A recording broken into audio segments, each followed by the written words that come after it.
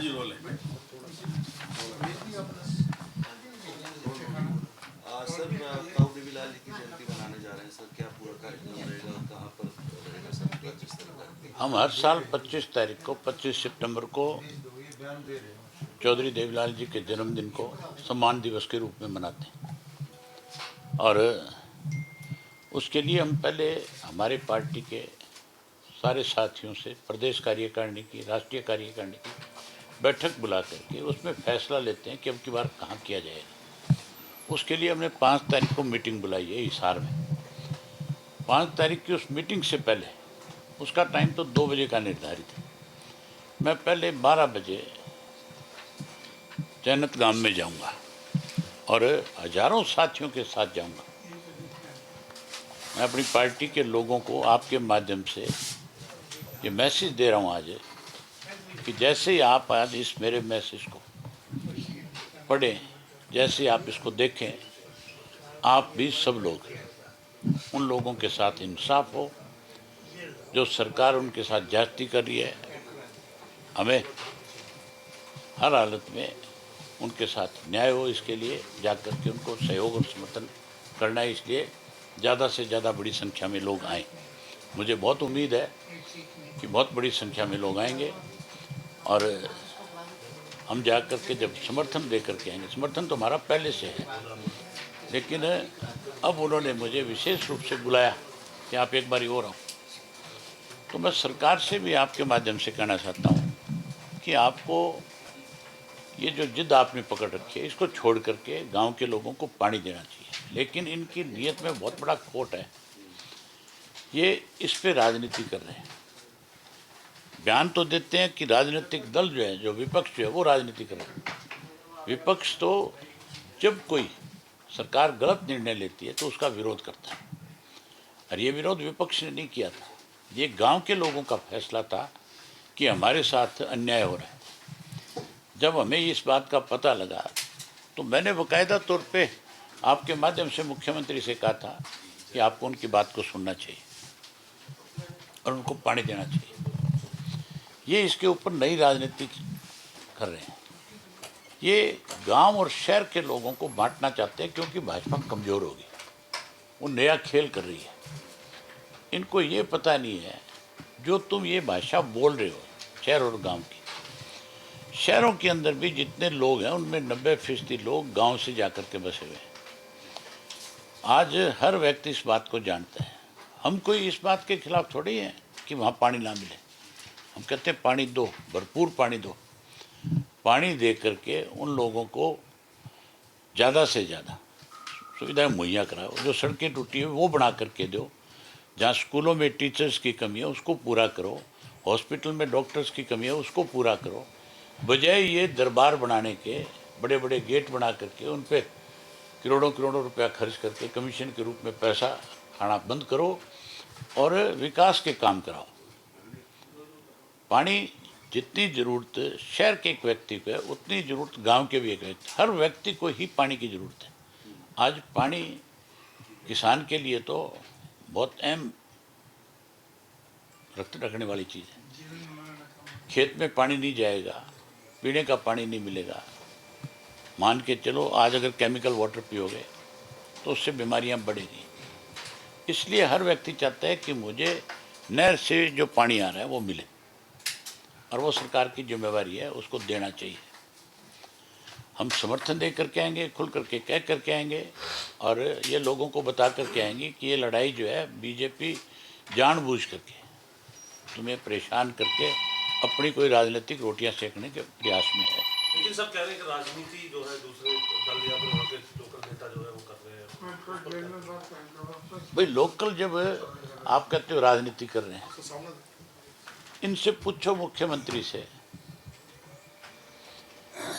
कि सबसे पहले जब मैं गया वहाँ पे, जब लोगों धरने पे बैठे थे और मुझे जब पता लगा तो मैंने कहा भी मैं भी आपके पास आऊँगा, सारी समस्या को समझने की बात करूँगा और सरकार से आपके बारे में बात भी करूँगा।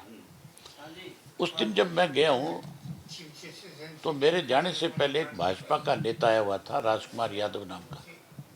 जो टिकटार थी वही था, टिकट भी मांग रहा था आंशी से। उसने मेरे जाने से बाद 51,000 रुपया उस धरने को दिया, कमेटी को दिया, और अपना नाम बुलवाया कि भाजपा नेता जो है वो 51,000 रुपया धरना कमेटी को दे रहा है। आप एक तरफ तो धरना कमेटी को पैसा दे रहे हो, उस धरने को समर्थन कर रहे हो, और दूसरी तरफ तुम कहते हो कि वहाँ राजनीति हो रही। राजनीति शुरू किसने करी? पैसे देकर के आप लोगों ने करी। शुरुआत तो आपकी खुद की है। फिर इस पे बयाना का जो बयान आता है, जो मंत्री का बयान आता है, जब वो ये कहते हैं कि हम उसके अंदर टी नहीं दे सकते, उसके बाद टी लगाई जाती है। उससे पहले मुख्यमंत्री बुलाता है 11 मेंबर की कमेटी को। फिर मुख्यमंत्री ने क्यों बुलाए? क्या जरूरत थी? जब तेरा एक फैसला था तेरी सरकार का कि तैने उसमें से देना ही नहीं पानी, तो फिर तैने बुलाए क्यों? तेरा बुलाने का मकसद क्या था? लोगों को सेटिस्फाई करना है तो उसका रास्ता क्या था? टी क्यों लगाई? जब टी लगा दी गई तो फिर उस टी को उखाड़ा क्यों गया? और जब उखाड़ा, और ये कहा भी ये तो अज्ञात लोगों ने लगाई है, तो उनके नाम क्यों नहीं बता रहे? कौन अज्ञात लोग थे? क्या सरकार में बैठे लोगों को पता नहीं है? जो 1500 लोगों के खिलाफ पर्चे दर्ज किए गांव के लोगों के खिलाफ, उनका क्या कसूर है? उन्होंने कौन सा जाकर के वहाँ पंचर किया था? पंचर तो तुम्हारे आदमी गए, सरकार के आदमी गए, मुख्यमंत्री के आदेश के ऊपर टी लगी है और मनोहर लाल खट्टर के आदेश पे टी उखाड़ी गई है। ये सरकार डम्मी है। ये मुख्यमंत्री कोई अपना फैसला ले नहीं सकता। अगर ये कोई फैसला ले ले तो फिर ऊपर से आदेश आते हैं, फिर इसको अपने फैसले बदलने पड़ते हैं। आज इसी वजह से प्रदेश के अंदर जो है अफसरशाही हावी है। उनको पता है कि तुम फैसले बदलवा सकते हो। लेकिन ऑफिसर तो सर कई भ्रष्टाचार के मामलों में भी अभी नाम आने लगे, गिरफ्तारियां भी हो रही है, कैसे देखते हो? आप मान के चलो, ये जब मुंह खोलेंगे, जब ये बताएंगे, तब आपको पता लगेगा कि इनसे ये गलत काम किसने करवाया। जो मगरमच्छ है वो क्यों नहीं पकड़े जा रहे? उनको क्यों बचाया जा रहा है? उनके नाम क्यों नहीं आ रहे? ये दो घोटाले हुए बैंक वाले, क्योंकि इसमें पैसा मुझे लगता है इनके हाथ नहीं लगा, इसलिए इन्होंने आगे कर दिया कि हम तो भाई बिल्कुल साफ सुथरे लोग हैं।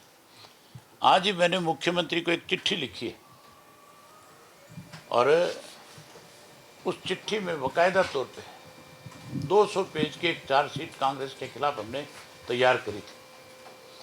उस वक्त मनोहर लाल खट्टर मुख्यमंत्री था और उन्होंने विधानसभा में आश्वासन दिया था हमें कि जो चार्जशीट आपने हमें दी है, हम इसको बाकायदा तौर पे स्टडी करेंगे और हम जांच कराएंगे। मैंने खुल के कहा था कि हमने जो आपको 200 पेज की चार्जशीट बना करके दी है, जिसमें कांग्रेस के वक़्त में जिस तरह के गलत निर्णय हुए, पैसे खाए गए, घोटाले किए गए, आप इनकी जांच कराओ।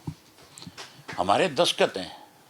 अगर वो सही नहीं है, अगर हमने गलत बना करके दिया आपको, आप हमारे खिलाफ FIR लॉन्च करो, हम तैयार हैं इस चीज़ के लिए। लेकिन क्योंकि भाजपा और कांग्रेस आपस में मिली हुई थी, आज वो सारी चीज़ें लोगों के सामने आ गई कि बीजेपी और कांग्रेस मिलकर के प्रदेश को खोखला कर रही है, कमज़ोर कर रही है।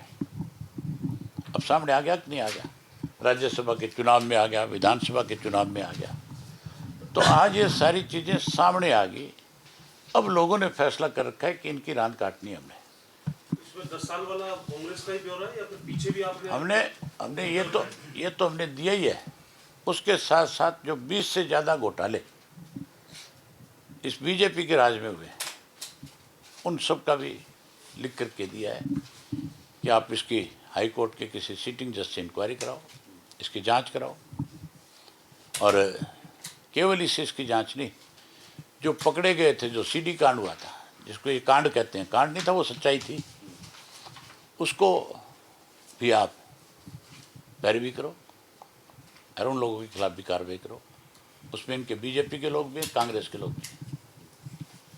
इसके अलावा सर एक MOU साइन हुआ है राजस्थान और हरियाणा के बीच पानी को लेकर, कैसे आप? ऐसा एक MOU पहले भी साइन किया था कांग्रेस के टाइम 94 में। उसमें लिखा हुआ था कि जब तक 3 डैम नहीं बनेंगे तब तक पानी नहीं मिलेगा, जब 3 डैम बनेंगे तो पानी देंगे। ये केवल MOU है, केवल राजनीति है। राजस्थान में चुनाव हो रहा है, उसके लिए हम किसी भी कीमत के ऊपर हमारे हरियाणा का पानी किसी और दूसरी स्टेट को तब तक नहीं जाने देंगे जब तक हमारा SYL का पानी हमें नहीं मिल जाए।